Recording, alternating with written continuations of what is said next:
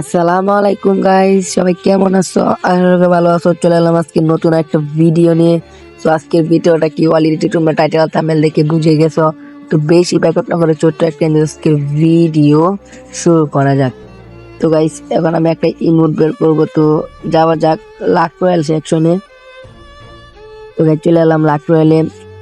তো ওই যে এটা হচ্ছে ইভেন্টটা। তো গাইস ইমোটটা কিন্তু আমার কাছে অস্থির লেগেছে।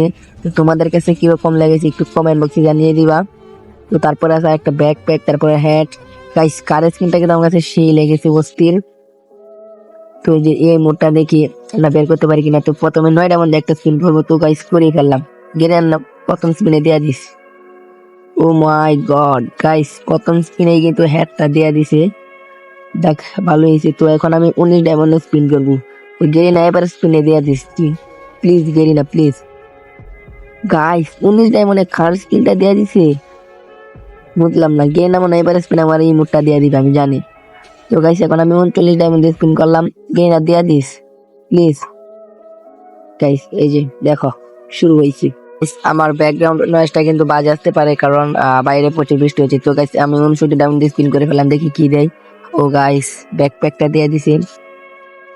তো গাইস আমার কাছে আর ডায়মন্ড নেই, তো আমি আর স্পিন করতে পারবো না। তো ইমোটটা আমি বের করতে পারলাম না। তোমরাও চাইলে স্পিন করতে পারো।